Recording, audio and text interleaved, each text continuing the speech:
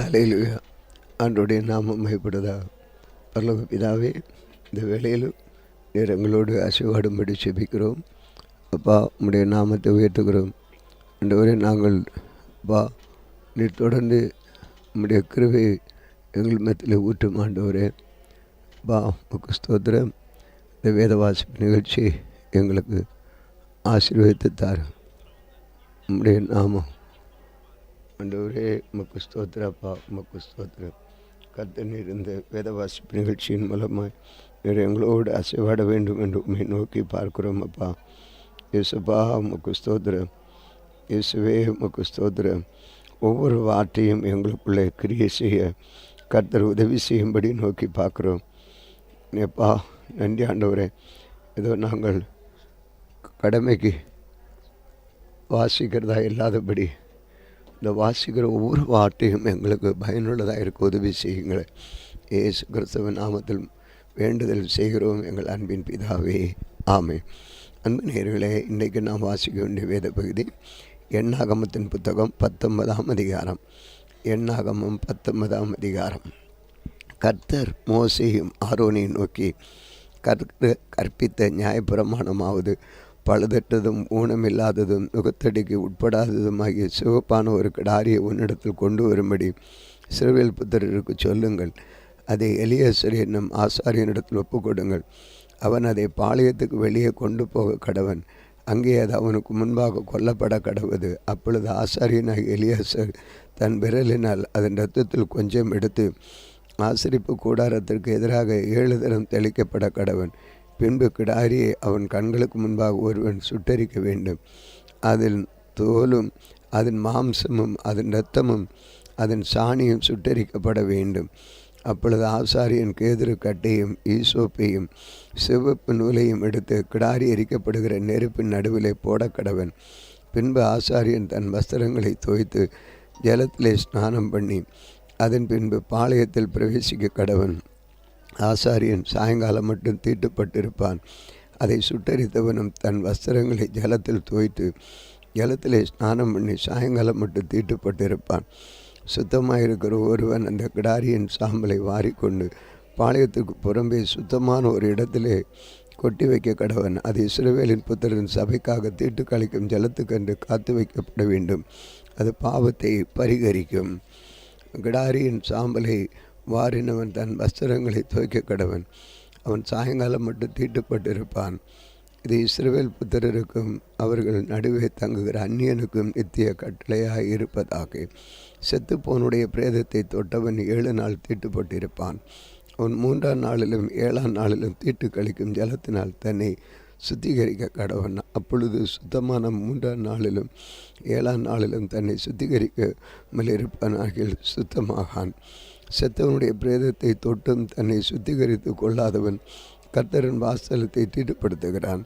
அந்த ஆத்துமா இஸ்ரவேல் இராமல் அறுப்புண்டு போவான். தீட்டு கழிக்கும் ஜலம் அவன் மேல் தெளிக்கப்படாததினால் அவன் தீட்டுப்பட்டிருப்பான். அவன் தீட்டு இன்னும் அவன் மேல் இருக்கும். கூடாரத்தில் ஒரு மனிதன் செத்தால் அதற்கடுத்த நியாயமாவது அந்த கூடாரத்தில் பிரவேசிக்கிற யாவரும் கூடாரத்தில் இருக்கிற யாவரும் 7 நாள் தீட்டுப்பட்டிருப்பார்கள். மூடி கட்டப்படாமல் திறந்திருக்கும் பாத்திரங்கள் எல்லாம் தீட்டுப்பட்டிருக்கும். வெளியிலே பட்டயத்தால் வெட்டுண்டவையாவது செத்தனவையாவது மனதை எலும்பியாவது பிரேத குழியாவது தொட்டவன் எவனும் 7 நாள் தீட்டுப்பட்டிருப்பான். ஆகையால் தீட்டுப்பட்டவனுக்காக பாவத்தை பரிகரிக்கும் கிடாரியின் சாம்பலிலே கொஞ்சம் எடுத்து ஒரு பாத்திரத்தில் போட்டு அதன் மேல் ஊற்று ஜலம் வார்க்க வேண்டும். சுத்தமாக ஒருவன் ஈசோப்பை எடுத்து அந்த ஜலத்தில் தோய்த்து கூடாரத்தின் மேலும் அதில் சகல பணிவுண்டுகள் மேலும் அங்கே இருக்கிற ஜனங்களின் மேலும் தெளிக்கிறதும் அல்லாமல் எலும்பியாகலும் வெட்டுண்டவனையாகலும் செத்தவனையாகலும் பிரேத குழியாகலும் தொட்டவன் மேலும் தெளிக்க கடவன். சுத்தமாக இருக்கிறவன் தீட்டுப்பட்டவன் மேல் 3ஆம் நாளிலே 7ஆம் நாளிலும் தெளிக்க வேண்டும். 7ஆம் நாளிலே இவன் தன்னை சுத்திகரித்து தன் வஸ்திரங்களை தோய்த்து ஜலத்தில் ஸ்நானம் பண்ணி சாயங்காலத்திலே சுத்தமாயிருப்பான். தீட்டுப்பட்டிருக்கிறவன் தன்னை சுத்திகரித்து கொள்ளாதிருந்தால் அவன் சபையில் இராதபடி அறுப்புண்டு போவான். அவன் கர்த்தரின் பரிசுத்த ஸ்தலத்தை தீட்டுப்படுத்தி தீட்டுக்களிக்கும் ஜலம் அவன் மேல் தெளிக்கப்படாததினால் அவன் தீட்டுப்பட்டிருக்கிறான். தீட்டுக்களிக்கும் ஜலத்தை தெளிக்கிறவனும் தன் வஸ்திரங்களை துவைக்க கடவன். தீட்டு கழிக்கும் ஜலத்தை தொட்டவனும் சாயங்காலம் மட்டும் தீட்டுப்பட்டிருப்பான். தீட்டுப்பட்டிருக்கிறவன் தொடுகிறவை எல்லாம் தீட்டுப்படும். அவைகளை தொடுகிறவன் சாயங்காலம் மட்டும் தீட்டுப்பட்டிருப்பான். இது உங்களுக்கு நித்திய கட்டளையாக இருக்கும். இவையெல்லாம் கர்த்தரின் சபையார் எல்லாரும் 1ஆம் மாதத்தில் சீன் வனாந்திரத்திலே சேர்ந்து ஜனங்கள் காதேசிலே தங்கியிருக்கையில் மீரியாம் மரணமடைந்து அங்கே அடக்கம் பண்ணப்பட்டான். ஜனங்களுக்கு தண்ணீர் இல்லாதிருந்தது. அப்பொழுது அவர்கள் மோசேக்கும் ஆரோனுக்கு விரோதமாய் கூட்டம் கூடினார்கள். ஜனங்கள் மோசையோடைய வாக்குவாதம் பண்ணி, எங்கள் சகோதரர் கர்த்தருடைய சந்நிதியில் மாண்ட பொழுது நாங்கள் மாண்டு போக இருந்தால் நலமாயிருக்கும். நாங்களும் எங்கள் மிருகங்களும் இங்கே சாகும்படி நீங்கள் கர்த்தரின் சபை இந்த வனாந்திரத்தில் கொண்டு வந்து என்ன விதைப்பும் அத்திமரமும் திராட்சை செடியும் மாதுளம் செடியும் குடிக்க தண்ணீரும் இல்லாத இந்த கெட்ட இடத்தில் எங்களை கொண்டு வரும்படி நீங்கள் எங்களை எகிப்திலிருந்து புறப்பட பண்ணின என்ன என்றார்கள். அப்பொழுது மோசேயும் ஆரோனும் சபையாரை விட்டு ஆசரிப்பு கூடார வாசலில் போய் முகங்குப்புற விழுந்தார்கள். கர்த்தருடைய மகிமை அவர்களுக்கு காணப்பட்டது. கர்த்தர் மோசையை நோக்கி, நீ கோலை எடுத்துக்கொண்டு நீ உன் சகோதரனாய் ஆரோனும் சபையை கூடிவர செய்து அவர்கள் கண்களுக்கு முன்பே கண்மலையை பார்த்து பேசுங்கள். அப்பொழுது அது தன்னிடத்தில் உள்ள தண்ணீரை கொடுக்கும். இப்படி நீ அவர்களுக்கு கண்மலிருந்து தண்ணீர் புறப்பட பண்ணி சபையாருக்கும் அவர்கள் மிருகங்களுக்கும் குடிக்க கொடுப்பாய் என்றார். அப்பொழுது மோசே தனக்கு கற்பித்த கட்டளையின்படியே கர்த்தருடைய சந்நிதியிலிருந்து கோலை எடுத்தான். மோசேயும் ஆரோனும் சபையார் கண்மலைக்கு முன்பாக கூடிவர செய்தார்கள். அப்பொழுது மோசே அவர்களை நோக்கி, கலகக்காரரை கேளுங்கள், உங்களுக்கு இந்த கண்மலையிலிருந்து நாங்கள் தண்ணீர் புறப்பட பண்ணுவோமோ என்று சொல்லி தன் கையை ஓங்கி கண்மலையை தன் கோலினால் 2 தரம் அடித்தான். உடனே தண்ணீர் ஏராளமாய் புறப்பட்டது. சபையார் குடித்தார்கள், அவர்கள் மிருகங்களும் குடித்தது. பின்பு கர்த்தர் மோசே ஆரோனை நோக்கி, இஸ்ரவேல் புத்திரரின் கண்களுக்கு முன்பாக என்னை பரிசுத்தம் பண்ணும்படி நீங்கள் என்னை விசுவாசியாமற் போனபடியினால் இந்த சபையாருக்கு நான் கொடுத்த தேசத்து நீங்கள் அவர்களை கொண்டு போவதில்லை என்றார். இங்கே இஸ்ரவேல் புத்திரர் கர்த்தருடைய வாக்குவாதம் பண்ணினதினாலும் அவர்களுக்குள்ளே அவருடைய பரிசுத்த விளங்கினதினாலும் இது மேரிபாவின் தண்ணீர் எண்ணப்பட்டது. பின்பு மோசே காதேசிலிருந்து ஏதோன் ராஜாவிடத்துக்கு ஸ்தானாதிபதிகளை அனுப்பி, எங்கள் பிதாக்கள் எகிப்துக்கு போனதும் நாங்கள் எகிப்து நெடுநாள் வாசம் பண்ணினதும் எகிப்தியர் எங்களையும் எங்கள் பிதாக்களையும் உபத்திரப்படுத்தினது இவைகளுக்கு எங்களுக்கு நேரிட்ட எல்லா வருத்தமும் உங்களுக்கு தெரிந்திருக்கிறது. கர்த்தரை நோக்கி நாங்கள் மன்றாடினோம். அவர்கள் எங்களுக்கு செவி கொடுத்து ஒரு தூதனை அனுப்பி எங்களை எகிப்திலிருந்து புறப்பட பண்ணினார். இப்பொழுது நாங்கள் உமது கட்டளைக்கு உட்பட காதேஸ் ஊரில் வந்திருக்கிறோம். நாங்கள் உமது கோபத்தின் உமது தேசத்தின் வழியாய் கடந்து போகும்படி உத்தரவு கொடுக்க வேண்டும். வயல்வெளிகள் வழியாகவும் திராட்சை தோட்டங்கள் வழியாகவும் நாங்கள் போகாமலும் துறவுகளின் தண்ணீரை குடியாமலும் ராஜபாதையில் நடந்து உமது எல்லையை கடந்து போகும் மட்டும் வலதுபுறம் இடதுபுறம் சாயாதிருப்போம் என்று உமது சகோதரனாகிய இஸ்ரவேலின் சொல்லி அனுப்புகிறான் என்று சொன்னான். அதற்கு ஏதோ நீ என் தேசத்தின் வழியாய் கடந்து போகக்கூடாது, போனால் பட்டயத்தோடைய உன்னை புறப்படுவேன் என்று அவனுக்கு சொன்னான். அப்பொழுது இஸ்ரவேல் புத்திரர் அவனை நோக்கி, நடப்பான பாதையிலே வழியாக போவோம், நாங்களும் எங்கள் மிருகங்களும் உன் தண்ணீரை குடித்தால் அதற்கு கிரயம் கொடுப்போம், வேறொன்றும் செய்யாமல் கால்நடையாய் மாத்திரம் கடந்து போவோம் என்றார்கள். அதற்கு அவன், நீ கடந்து போகக்கூடாது என்று சொல்லி வெகு ஜனங்களோடும் பலத்த கையோடும் அவர்களை எதிர்க்க புறப்பட்டான். இப்படி ஏதோ தன் நிலை வழியாக கடந்து போகும்படி இஸ்ரவேலுக்கு உத்தரவு கொடுக்கவில்லை. ஆகையால் இஸ்ரவேல் அவனை விட்டு விலகி போனார்கள்.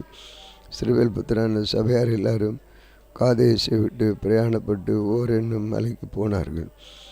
ஏதோம் தேசத்தின் எல்லைக்கு அருகான ஓர் என்னும் மலையிலே கர்த்தர் மோசேயும் ஆரோனை நோக்கி, ஆரோன் தன் ஜனத்தாருடைய சேர்க்கப்படுவான். மேரிபாவின் தண்ணீரை பற்றிய காரியத்தில் நீங்கள் என் வாக்குக்கு கீழ்ப்படியாமற் போனபடியினால் நான் இஸ்ரவேல் புத்திரருக்கு கொடுக்கிற தேசத்தில் அவன் பிரவேசிப்பதில்லை. நீ ஆரோனையும் அவன் குமாரனாய் எலியேசரையும் கூட்டிக் கொண்டு அவர்களாலே ஓர் என்னும் மலையில் ஏறப்பண்ணி ஆரோன் உடுத்திருக்கிற வஸ்திரங்களை கலட்டி அவைகளை அவன் குமாரனாய் எலியேசருக்கு கொடுத்து வாயாக ஆரோன் அங்கே மரித்து தன் ஜனத்தாருடைய சேர்க்கப்படுவான் என்றார். கர்த்தர் கட்டளையிட்டபடி மோசே செய்தார். சபையார் எல்லாரும் பார்க்க அவர்கள் ஓர் என்னும் மலையில் ஏறினார்கள். அங்கே ஆரோன் உடுத்திருந்த வஸ்திரங்களை மோசே கலட்டி அவைகளை குமாரனாய் எலியேசருக்கு உடுத்தினார். அப்பொழுது ஆரோன் அங்கே மலையின் உச்சியிலே மரித்தான். பின்பு மோசேயும் எலியாசரும் மலையிலிருந்து இறங்கினார்கள். ஆரோன் ஜீவித்து போனான் என்பதை சபையார் எல்லாரும் கண்டபொழுது இஸ்ரவேல் வம்சத்தார் எல்லாருக்கும் ஆரோனுக்காக 30 நாள் துக்கம் கொண்டாடினார்கள். அதிகாரம் 21. வேவுகாரர் காண்பித்த வழியாக இஸ்ரவேல் வருகிறார்கள் என்று தெற்கே வாசம் பண்ணுகிற கானானிய அராத் ராஜா கேள்விப்பட்ட பொழுது அவன் இஸ்ரவேலுக்கு விரோதமாக யுத்தம் பண்ணி அவர்களில் சிலரை சிறைப்பிடித்து கொண்டு போனான். அப்பொழுது இஸ்ரவேல் கர்த்தரை நோக்கி, தேவரீர் இந்த ஜனங்களை எங்கள் கையில் ஒப்பு கொடுத்தால் அவர்களுடைய பட்டணங்களை சங்காரம் பண்ணுவோம் என்று பிரதிஜனை பண்ணினார்கள். கர்த்தர் இஸ்ரவேல் சத்தத்துக்கு செவி கொடுத்து அவர்களுக்கு கானானியரை ஒப்பு கொடுத்தார். அப்பொழுது அவர்களையும் அவர்கள் பட்டணங்களை சங்காரம் பண்ணி அவ்விடத்திற்கு ஓர்மா என்று பெயரிட்டார்கள். அவர்களை ஏதோம் தேசத்தை சுற்றி போகும்படி ஓர் என்னும் மலையை விட்டு சிவந்த சமுத்திரம் வழியாக பிரயாணம் பண்ணினார்கள். வழி நிமித்தம் ஜனங்கள் மனமுடிவடைந்தார்கள். ஜனங்கள் தேவனுக்கும் மோசேக்கு விரோதமாய் பேசி, தங்கள் வனாந்திரத்திலே சாகும்படி நீங்கள் எங்களை எகிப்து தேசத்திலிருந்து வர பண்ணினது என்ன? இங்கே அப்பமும் இல்லை, தண்ணீரும் இல்லை. இந்த அற்பமான உணவு எங்கள் மனதுக்கு வெறுப்பாக இருக்கிறது என்றார்கள். அப்பொழுது கர்த்தர் கொள்ளை வாழ் சர்ப்பங்களை ஜனங்களுக்குள்ளே அனுப்பினார். அவைகள் ஜனங்களுக்கு கடித்ததினால் இஸ்ரவேலுக்குள்ளே அநேக ஜனங்கள் செத்தார்கள். அதனால் ஜனங்கள் யோசேப்பிடத்தில் போய், நாங்கள் கர்த்தருக்கு உமக்கு விரோதமாய் பேசினதில் பாவம் செய்தோம். சர்ப்பங்கள் எங்களை விட்டு நீங்கும்படி கர்த்தர் நோக்கி விண்ணப்பம் பண்ண வேண்டும் என்றார்கள். மோசே ஜனங்களுக்காக விண்ணப்பம் பண்ணினான். அப்பொழுது கர்த்தர் மோசேயை நோக்கி, நீ ஒரு கொள்ளிவாய் சர்ப்பத்தை உருவத்தை செய்து அதை ஒரு கம்பத்தின் மேல் தூக்கி அடிக்கப்பட்டவன் எவனோ அவன் அதை நோக்கி பார்த்தால் பிழைப்பான் என்றார்.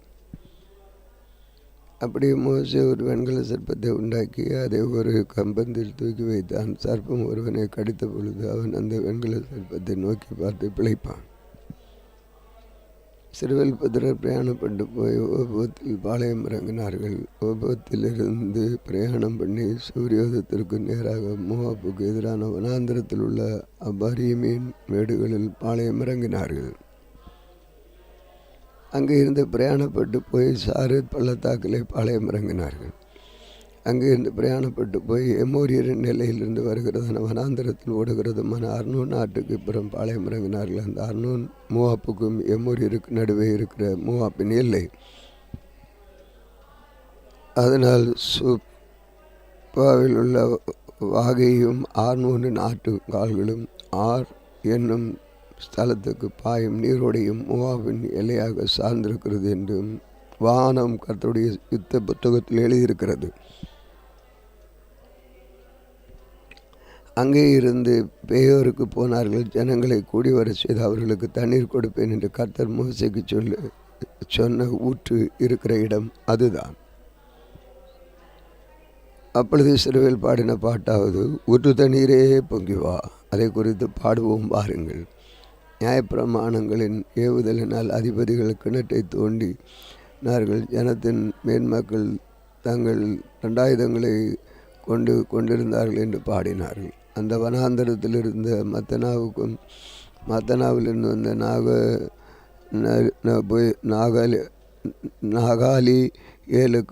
நாகாலியிலிருந்து பாமோத்திற்கும் பள்ளத்தாக்கில் உள்ள மோவாபின் வெளியில் இருக்கிற பாமோத்திலிருந்து எசிமோனை நோக்கும் பிஸ்காவின் உச்சிதத்துக்கும் போனார்கள்.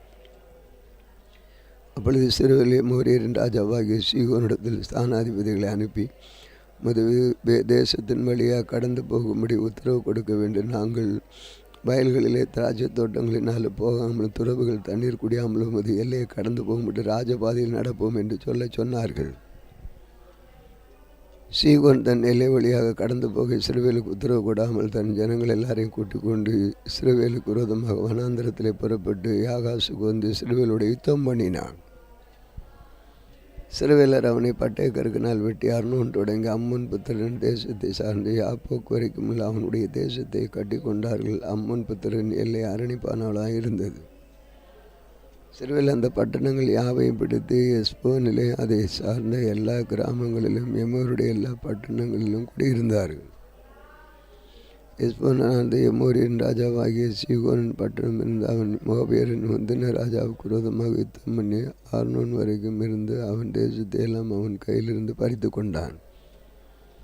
அதனால் கவி கட்டுகிறவர்கள் எஸ்போனுக்கு வாருங்கள், சீகோனின் பட்டணம் ஸ்திரமாய் கட்டப்படுவதாக.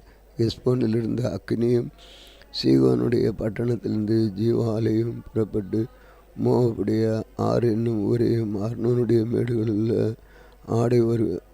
ஆண்டவர் மார்களையும் பட்சித்தது.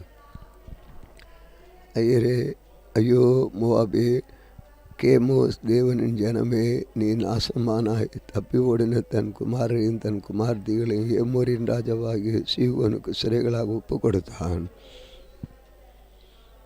அவர்களை எய்து போட்டோம்.